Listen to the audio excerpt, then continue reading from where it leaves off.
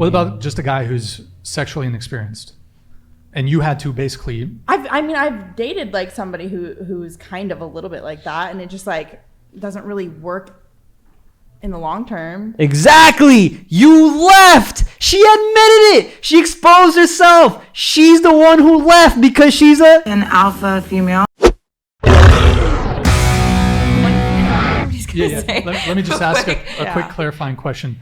So who do you think is more jaded? Someone who has less sexual and relationship experience, or someone who's had more relationship and sexual experience? I'm going to respect the person who has more relationship experience because they know what they want and like they've been through it. They're not like, I've dated guys who haven't had very many. You know what's so funny, bro, is this is the same girl. This is the same an alpha female. This is the same girl who just said that, oh, I've been in happy relationships, but I left.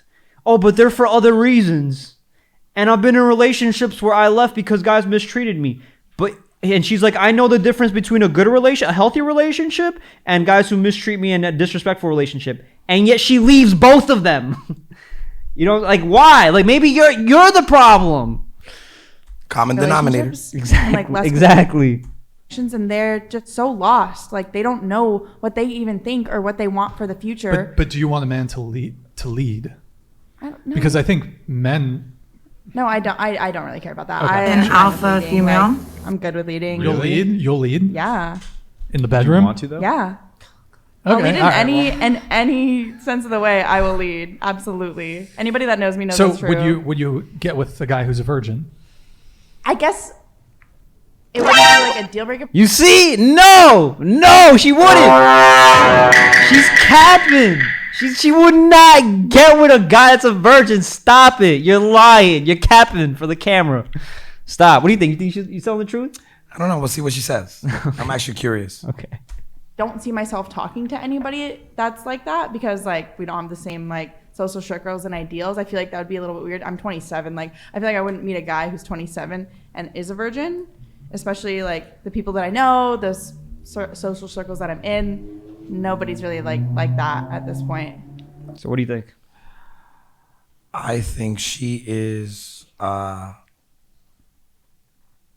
I don't know what to think. You know what I think? Is she saying, "Oh, I'm not in the same social circles, blah blah blah." Why are you not in the same social circles? Why are you in the social circles where you're sitting here saying, "Oh, I've been mistreated by guys, I've been disrespected," because you clearly chase a certain type of man, a man who's got his life together, a man who probably sits here and makes a good amount of money, a man who's good with women and has a high body count. And you sit here and sleep with those guys. Stop capping. You're not going to sit here and sleep with a virgin, all right? He doesn't have enough life experience for you to even talk to him or acknowledge his existence. Stop the cap. No, she definitely looks like a party girl that is Exactly. is in those type of circles. Exactly. She's that kind of girl who says she's an alpha female who's like, oh, I'm masculine, I'll lead in every direction. But she won't go after submissive guys. She only goes after guys that are way more dominant than she is. Probably not, but not because like that's like a huge deal breaker for me. What about just a guy who's sexually inexperienced, and you had to basically? I've dated like somebody who's kind of a little bit like that, and it just like doesn't really work in the long term. Exactly. You left. She admitted it. She exposed herself. She's the one who left because she's an alpha female. And then she shames guys for sitting here and doing what? Going after younger women with lower body counts because we take a less risk if we want to maintain a long-term relationship. That's it. But she can't get that through her head. And then what does she label us as? As pedos. That's crazy. That's crazy. No, it's interesting because it's girls like that I'm 44, and I'll be 45 in a few months. And it's interesting when I turned 35, I started seeing hang out with a lot of the girls that I used to hang out when I was in my 20s and everything, and they became all of a sudden very much interested in me. I think it was because, you know what, I've done my partying. Let me try and see if I could find a nice guy. And then they turn the complete page of being that party girl, that alpha female, into something a little more submissive because it benefits them, and they see that being an alpha female hasn't worked out for them at all. in their past. Facts. So it was interesting because this girl, I mean, I just sat here for, literally less than 5 minutes, and I'm trying to gauge her, see where she's at. But definitely. And the things that you mentioned and the things that I mentioned a lot, right, is that, yeah, you could definitely settle down with a woman that's older. You don't have to. You just take less risk. That's it. But here's the thing is that with those women, right, that are older and have a high body count, guess what? You just need to make sure they're self-aware and they're self-accountable, all right? Those are just 2 things, and then you could work on yourself. You could become more, emotionally intelligent, right? And you could carry a relationship. You can maintain a relationship, all right? It's not like just because she's over 18 or over 25, it's never possible to have a relationship with her. It's just harder to sit here and gauge that woman and sit here and lead her in the right direction. But if you can sit here and bring that submissive attitude out of her, and she's taken in her life the ability to take self-awareness of what she's been through, right? All the fucking emotional damage that she's been with, and then take self-accountability by doing what? Acknowledging all the mistakes she's made in the past and working to better herself and better a relationship with the man, understanding what the man wants and what he needs, then yeah, be in that relationship, that's it. Oh, and I was with one girl that had a very high body count. But it didn't matter. It didn't matter to me because I felt like the past was the past. And her number one thing was, if you want to, you know what? I was never the victim, and I'm always accountable for what I did. And that made me admire her a little bit more, other than that, you know what? I'm doing my thing and this is it. She was accountable. Sometimes things didn't go well for me, and I put myself in that situation, so I have no one to blame but myself. Yeah. And you know what? That kind of made sense to me, and she did become very submissive towards me. Yeah. Very attentive, very affectionate. Yeah, because you know how to lead. You know what I'm Yes. saying? You know how to lead. So you're just Well, gauging. she knew what I wanted. She Yeah. wanted what type of guy I want. When I'm with somebody, I want that affection. I want that submissiveness. Exactly. I mean, hey, Poppy, what's going on? Can I cook you dinner or whatever? Great. That's what I like. Exactly. You Like know? she knows how to be a feminine woman. You know what I'm Yes. saying? Especially around you, and it takes a guy who understands women, who has experience with women, to sit here. And if he's gonna take that risk, he should be allowed to be taking that risk. All right. We don't sit here and shame and insult guys for making the decisions. All we can do is just learn and get better, and then warn other guys. Yo, listen, maybe that's not the best for you. Maybe that's not the best statistical choice. But at the end of the day, everybody takes their risk. Everybody has their own level of risk tolerance. All right. But if we're gonna debate and have a debate of where do you take the less amount of risk, yeah, if you go for an 18, 19, 20-year-old girl, you're just gonna take less risk. That's just a fact. Nobody's arguing that. There's different type of risks that you take with an 18 or 19-year-old girl. I mean, by that time, most girls, to be honest, if they live in the city, they're gonna want to party, they're gonna want to drink, they're gonna go out, they want to experience things. So now you have a different type of risk. Exactly. That's why you have to be that guy. That's why you have to be able to have that money. You have to be able to lead. You have to be able to understand what they want. You have to be able to tell them straight up, hey, listen, this is the kind of lifestyle that I expect. This is what I want. If you want to sit here and go, you know what I'm saying? she belongs to the streets. Then go do that. You know what I'm saying? Make that decision yourself. And that's why most guys right now, they're like, yo, like it's done here. Like there's no way, even if you do find an 18, 19, 20-year-old girl, like you might as well just run away to like another state or like another country. You're more likely to find those girls. And I agree that you could, but at the end of the day, you do need experience here wherever you're at, you know what I'm saying, before you go and meet those women. Because guess what? You go out, you fly out of the country and you have no experience with women, you're just going to fumble that up too. You're going to fumble it up too. So you need real life experience. You need to make mistakes. You need to make those mistakes. Let me see. Somebody says she got more than enough bodies to get a nuke and caught. That's crazy. For what I'm looking for. Okay.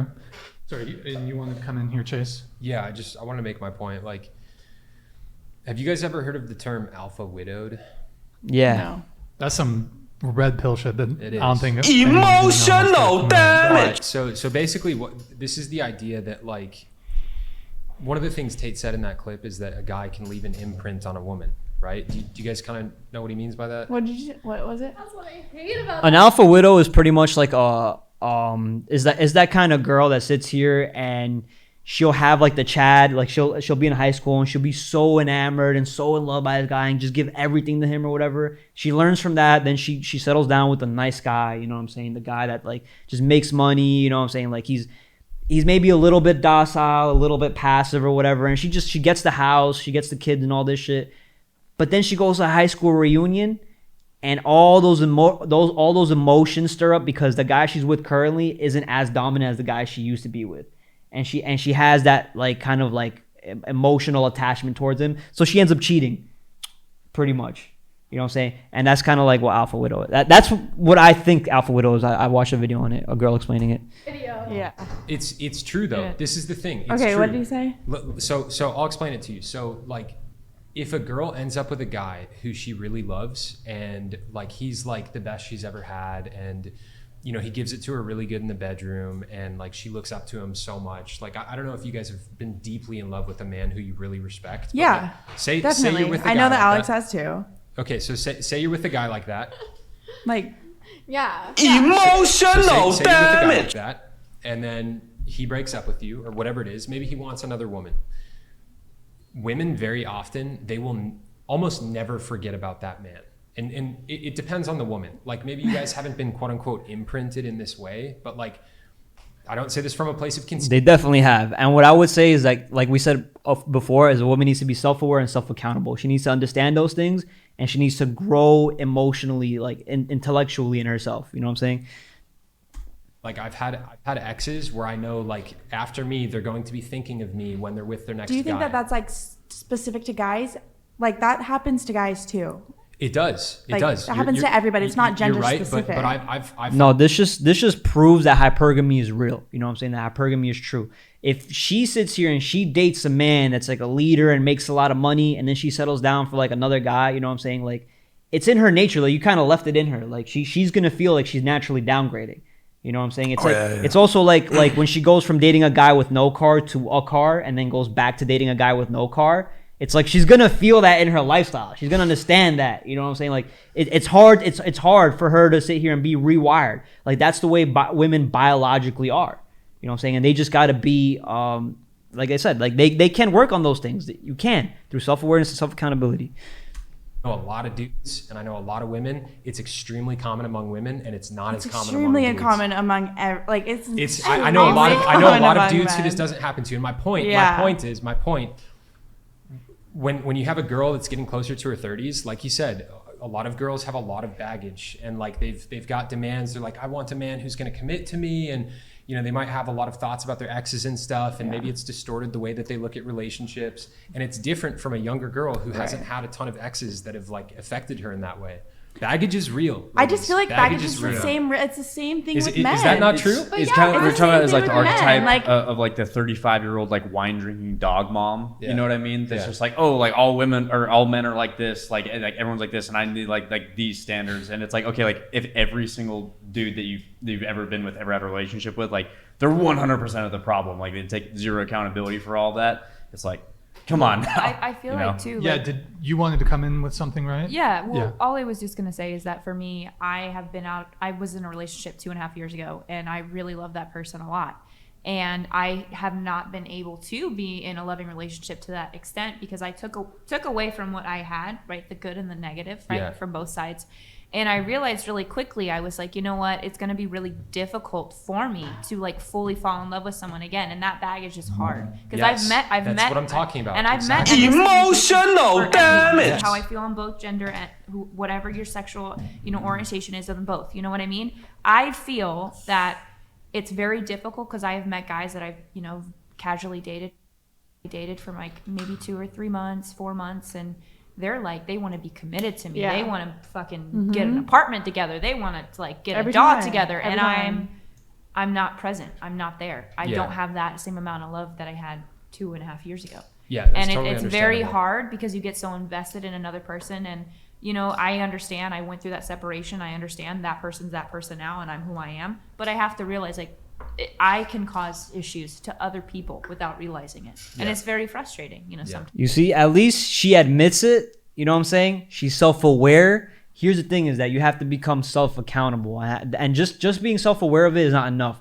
How do you take self-accountability is how are you approaching your next relationship, all right? You have to truly deal with those feelings. And it's hard. It's hard to sit here and be like, oh, yeah, just forget about that guy. You're not going to be able to forget about that guy. You know what I'm saying? You naturally would want to go for a guy that's as good or better, that gives you that emotional attachment. Those guys are very rare. You know, they come far and few in between, right? So it's like being self-aware is a first step, and that's what she got. You got to give her the green light on that. It's just the self-accountability part that is just like, you know, I don't know. I don't know. Shaky. Yeah, it's a little shaky. And she knows that, and she's admitting to that. So, you know, got to give her credit. Yeah, 100%. That's the. I just the part really I would quick. agree, I'm yeah. wondering if we can all scoot over a bit so we can get Brandon in this shot now. Brandon, are you? Somebody yeah, sat here. Can you try to just scoot over and we're gonna see if we can get. Can we get? Are you Trying to get the guy with the sit in tattoos in. Yeah, right there works. That was us right now. All right, yeah, He's gonna see the timestamp on this. that works. It was So traffic. can I say one thing to what she said a few minutes ago? Yeah, go for it. So, like, one thing I totally agree with you on is that Andrew Tate is not at all a good role model from like a biblical sense. Like, he definitely does. Whoa! He's a Christian man. Yeah, He's a man of God. I'll believe he's a man of Andrew God. Tate is a man of God. I'll believe he's a man of God when he repents of his rampant fornication, and when he like actually conforms to a biblical sexual standard, and when he actually conforms to the tries to conform to the image of Christ. Like, I don't think people who just Oh call my themselves- God, bro. Like, that dude is too religious, bro. He just went crazy. He's like, but I mean, that's his religion. But like, he's just like, oh, I'll only believe if he does.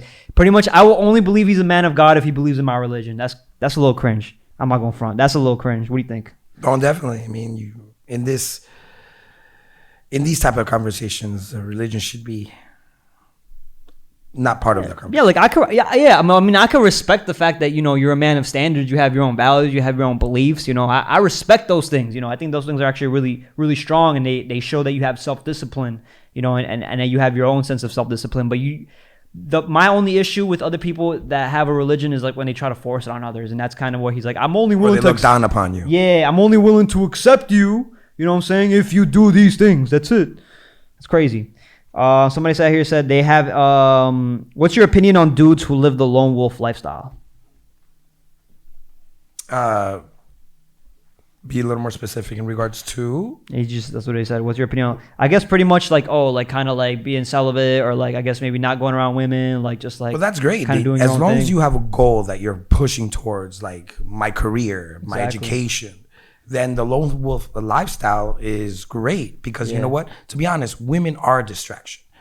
I've known guys who have a lot of potential, but because of women, they rather go out, meet women, go spend money on women, and that kind of distracts. I mean, if you're coming home at 3 o'clock in the morning from the club, 4 o'clock in the morning, you're not going to get up at 7 a.m. the next morning fresh to go do what you have to do, accomplish your goals. So if you're living that lone wolf lifestyle, great, but you got to be doing something to improve yourself, better yourself. So when I think we said this before, if you get to that level, the women will come. Exactly. And that's the biggest thing, is that you shouldn't spend 90% of your time going out and chasing and looking for women. No, you should spend 90% of your time working, making money, and then when you have a little bit of free time, you've earned the ability, and you should do this, all right? Because, you know, time is always fleeting, and you do have to improve with women. You can't like avoid that. Because essentially, if you just sit here and you focus 100% on work and you don't spend like at least 5-10% on women, you know what I'm saying, or improving a little bit, you're never going to become better. That's the same thing we say about women, right? They need to be self-aware and hold themselves self-accountable, and that way they can essentially improve in becoming a good wife, right? And that's how you make a good judgment. You shouldn't sit here and just completely, you know, strip yourself away from women entirely, all right? You should still be, to a certain extent, trying. Like I said, like, you know, 5-10%, I don't know, whatever, like maybe 30 minutes throughout your day, maybe. You know what I'm saying? I mean, there's nothing wrong. You know and there's Instagram too, so it's a lot easier in that sense. You know what I'm saying? The Instagram dating apps. I mean, it's not that hard. I mean, if you are a little social, you can go out in the bar and meet a good, decent girl. Not decent, but someone that you can hang out with, chill with, maybe spend some time with. Who knows what happens? Exactly. But if you're, like I said, if you have that lone wolf lifestyle, great. But make sure that you're pushing forward at every level. Exactly. Get your shit together first, and then focus on the girls. All right? Because they will come. They will come. Like actually deserve that title sometimes, but that's beside the point. The point was, I don't think he's an example of biblical masculinity. Yeah. I think he does, to what you two were saying, I think he does take advantage of the fact that like younger women, like a guy in that position, if a guy's super powerful and he has like a lot of money and stuff, and like an 18-year-old girl ends up with him, really easy for her to get abused, and like she's gonna think, oh, he's the best I can get, so I have to put up with like verbal abuse or whatever it is. That's totally legit. I agree with that, and that's wrong. The thing I like about him is that he's spitting a lot of hard truths that people need to hear. The thing I don't like about him is that there's young boys that are listening to the stuff that he's saying, and they're thinking, oh, this is 100% how I should treat women. And I don't, you know, this whole conversation I've been talking about the importance of marriage and stuff. Like, I don't think he's contributing towards building like healthy marriages. No. Is my point. All right, yeah, that's true. He's not contributing towards really building healthy marriages, but he is contributing towards building treating women. I think Andrew he is. Tate? Yeah. Well, didn't you show me something that he had his commandments or Yeah, the 41 Tate amendments. Yeah. amendments? And No, Tate tenets, some shit like that. I mean, if you're going to follow some of those commandments or those rules that he set out, they're just basic. I saw them. Basic guidelines, yeah. Basic guidelines about what a guy should be.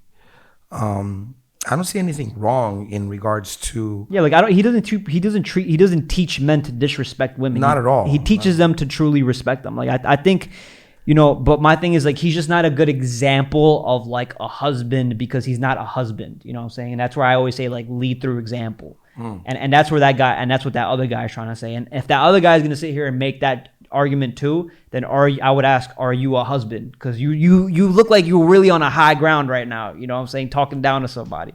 And it's like, if you're gonna do that, at least be that guy.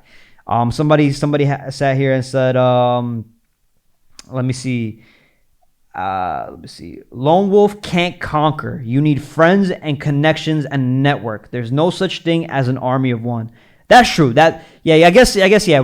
I do have to kind of pedal back on that lone wolf shit a little bit. It's more of like, you know, self-improve on yourself, and by, you know, what are you pursuing? What are your goals? Like, how are you expanding? Who are you making friends with? Because what successful people say often is like your net worth is your network, right? It's not all about money. Don't just chase money. It's just like chasing women all the time, right? It's going to leave you a big black hole filled with nothing, right? For what? Money is just a piece of paper. It's a currency. It's made up. It's not real. But if you can sit here and you can share and you can spread it and you can diversify, all right, guess what? You're going to make bigger, stronger connections. Those are the points worth living in life. Sharing your experiences, sharing your skill set. How have you improved? How can you help somebody else? And how can they help you? Right? No, totally agree. So yeah, maybe yeah, the lone wolf thing. Yeah, we do have to kind of backpedal on that. The lone wolf, I took it into the context of, you know, you're Like not really self-improvement. Yeah, totally. like kind of like bodily, like, you know, go go to the gym, make sure you're improving in your career, in your education. What are you eating? What you're eating. I mean, these, like I said, women take our distraction to most of these things. Yes. There was a point in my life where I barely got sleep. That wasn't good for me, because I was just going out. Yeah. Just going out and doing whatever I wanted. Even on a work night, I was just like, who cares? I'm young. I only need to sleep 3 or 4 hours. But it hurt me. The next day I was hurting, and then one day I literally got home and I slept for 14 hours. How is that good for me? You know? Exactly. Yeah, that's what you can't just go out and club and party and all that shit. Maybe you should experience it, you know, just to know, hey, what not to do, because it's not really not working in my for the things that I want to accomplish, right? So, yeah, I don't know. I think that was good. I think that was a good video. That was a W reaction. Hold up.